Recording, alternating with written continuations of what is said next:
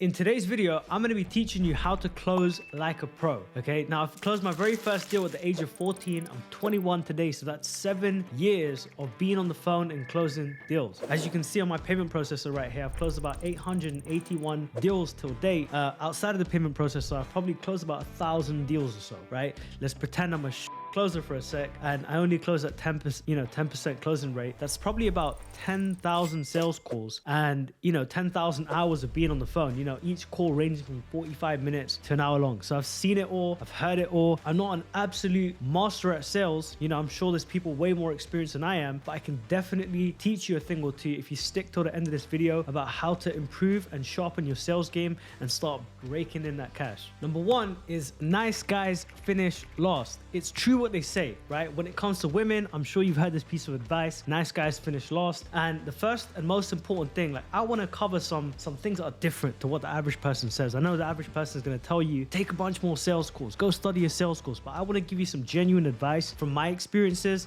something different to the average or normal video that you kind of hear. So the first thing is, nice guys finish last. Sometimes you got to be aggressive on your sales calls, okay?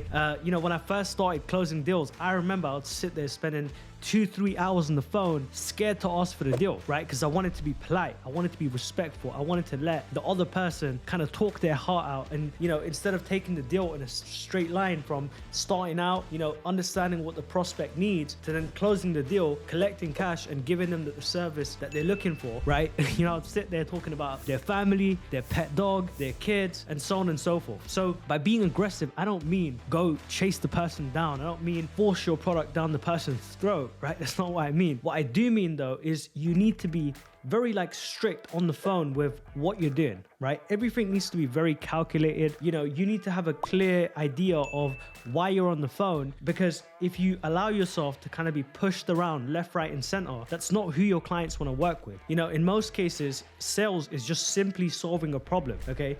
And when somebody wants a problem solved, they want somebody that can, I'll give you an example. If you're a fireman, right, and you're a polite fireman, and you're like, the person says, I left my freaking wallet in the burning building, and you're like, oh, fantastic, go get your wallet from the burning building. You're polite, you're like a pushover, right? But a fireman who knows how to do his job is going to be like, shut the up, okay?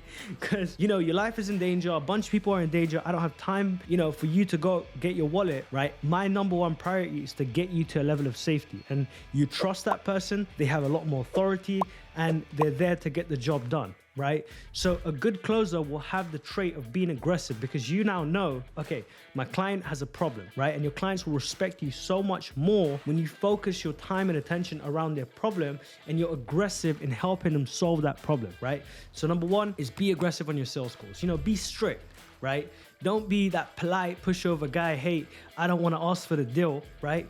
On average, most closers who are very successful, don't hesitate to ask for the deal. They don't hesitate to tell the client when they're limited on time and they're here for a specific purpose and they want to achieve a specific outcome by the end of the sales call. So the next time you're on the phone, give this one a try, and I can almost guarantee you your closing rates are going to increase. Number two is a squeaky wheel gets the grease. Okay, now this super rich billionaire guy, his name's Dan Pena, and he's like some Scottish or British guy, and he just swears a bunch. He just walks around, he's like 2'3", right? And he's aggressive and he just barks at everyone, right? Like he's always giving out a bunch of advice and stuff like that. And one thing that I heard him say is the squeaky wheel gets the grease. And this is probably one of the best sales closing advice I've ever got across my career and my business, because usually as a beginner, I would kind of ask for the sale once, and then when they would say no, I would kind of get discouraged. And then over time, as I started to immerse myself into sales training books, learn from some of the top 1% closers, like what became, the information that became available to me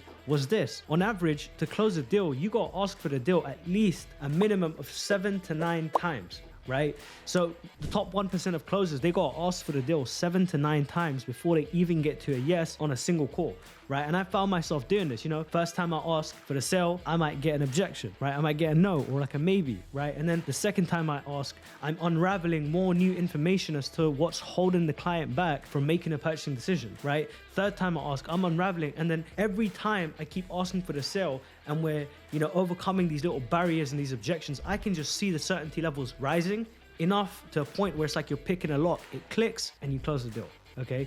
And here's another bonus tip, right? Some of the worst closers, they only ask for the sale between 1 to 3 times, and then they sit there wondering, why am I not closing deals? So number 2 is the squeaky wheel gets the grease. You want to close more deals, ask for the sale more times than you're doing so. And get creative in the way that you're doing it as well. Don't just ask, are you ready to get started, right? Frame it in different ways, right? It's one of the most powerful strategies that I've learned. Hey, if I was to help you achieve X goal, right? Are you happy to proceed and get the ball rolling today, right? If I could help you avoid this problem from happening, are you happy to proceed and get the ball rolling today? There's different ways that you can frame it, but the more times that you ask, the higher the certainty levels rise and the more you're able to basically close consistent deals. Number 3, and this is especially for those of you that want to really watch your closing rates double. This is staying detached from the sale, okay? I close more deals now that I make a lot of money and don't really care about the money that comes from the sale versus when I did, okay? The number 1 thing that you want to be able to do is stay detached from the sale. Donald Trump, hate him or love him, I don't really care about his political views too much. What I care more about is how can I learn more from this guy, right? And he has a book called The Art of the Deal, something along those lines, okay? And one of the most important things that he said is those who are willing to walk away from the deal will always close. Because what does that do? It shows your positioning, it shows your authority, it shows that you don't necessarily care about the money that's coming from this deal, right? You're doing this for the person that's on the other side of the phone, on the other side of your meeting, right?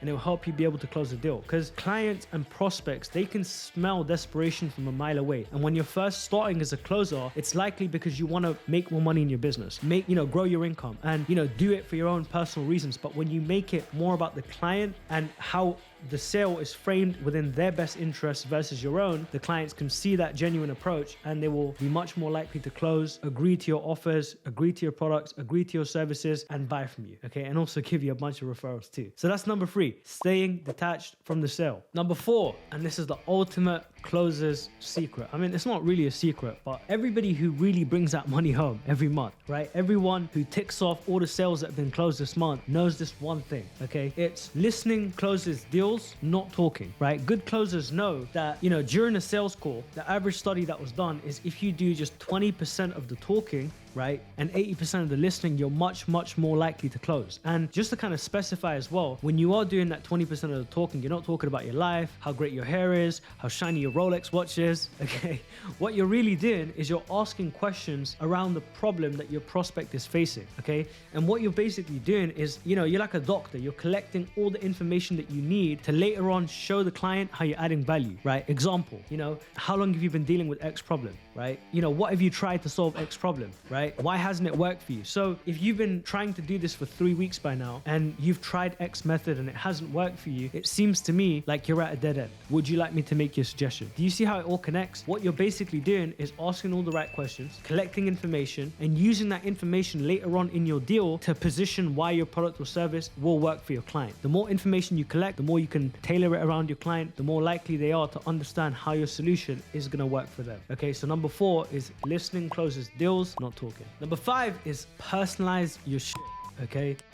Some of the best deals I ever closed, I sat there and asked the client, hey, why did you buy from me? Even though I charge double or sometimes triple what my competitors charge. And I'd always get similar answers. I can speak with you more freely. I feel like I connected with you, right? I just like your approach. I like the way you talk, right? So a lot of the time you'll realize that people don't buy from products, people buy from people, right? So if you're more personable, if you're more fun to work with, if you're more fun to connect with, right? You'll usually increase the chances of you closing a deal. My business partner and I have an inside joke, and it's like, if you can make them laugh, you can make them buy, okay? And it's so true, because a lot of people's day-to-day lives before your sales call, they don't want to be in a high pressure sales environment, right? They don't want to sit there and just be, talk to death. What they want is somebody that they find it fun working with. And this works especially well if you're going to sell like a long-term, service that people are going to get.